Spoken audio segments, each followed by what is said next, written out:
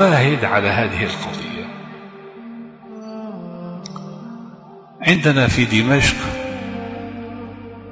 تربة وهي المقبرة، وكلنا نعرف التربة والمقبرة، الدحداح مشهورة، وفيها نعم أولياء، وفيها علماء، وفيها مجاهدون، وفيها شهداء. تربة مشهورة في دمشق، كل من عرف دمشق يعرف هذه التربة. كان فيها رجل يعمل حفار، يعني بينزل أموات على القبر. جاءت في يوم من الأيام امرأة وطلبت من الحفار أن يحفر لها قبرا. حفر القبر، وبعد ساعة جاءت الجنازة وليس معها كثير من الناس، يعني بضعة رجال.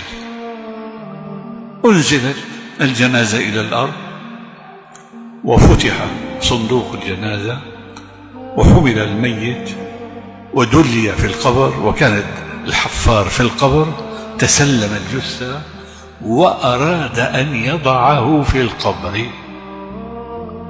في هذه الأثناء ينفتح القبر ويصبح روضة من رياض الجنة. أنا أقول هذه حادثة واقعية وليست خيالا ولا من قصص ألف ليلة وليلة، وإنما قصة واقعية. أغمي على الرجل لما رأى، ورأى اثنان جاء على أصيلة فرس وأخذ الميت وذهبا به. أغمي على الحفار، فاللي حول القبر ما رأوا ما رأى، هو الذي رأى فقط هو الذي رأى. رشوا عليه ماء وسحبوا وطالعوا من القبر. كانت المرأة مضت. ما لك؟ قال له والله رأيت عجبا، رأيت كذا كذا كذا. سبحان الله. قالوا هذا لعله هذا واهم، لعله كذا، وتركوا. مضت شهور، جاءت المرأة مرة ثانية بعد شهور وطلبت من الحفار أن يحفر قبر.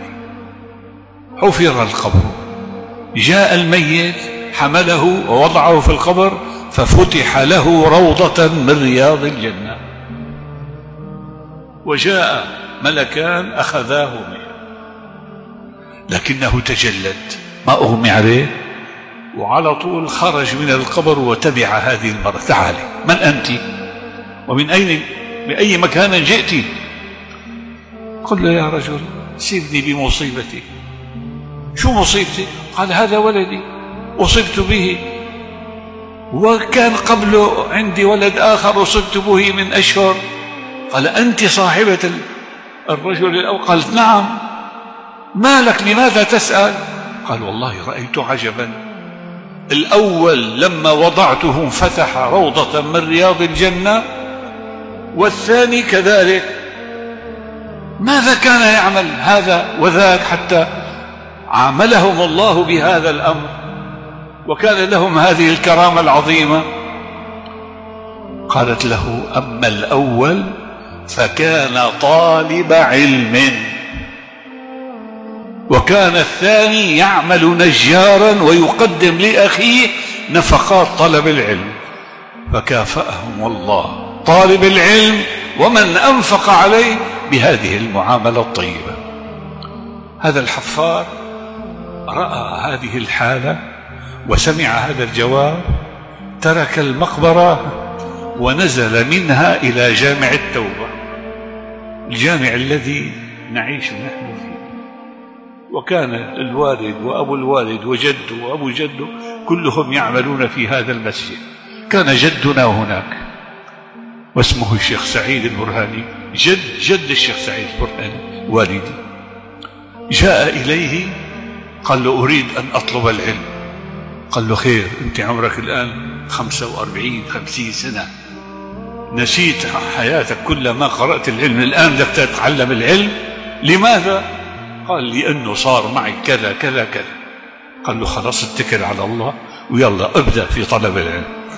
جيب الأجرومية، كانوا يتعلموا الأجرومية ويحفظوها ويتحفظوا متون وكذا، وبدأ واشتغل حتى صار من كبار العلماء. الشيخ عبد الرحمن الحفار من كبار علماء دمشق، وأسرته من بعده كلهم طلاب علم، وآخرهم الشيخ عبد الرزاق الحفار من كبار علماء دمشق. هذه القصة أنقلها لكم لأبشركم بأن طالب العلم هكذا يعامله ربه.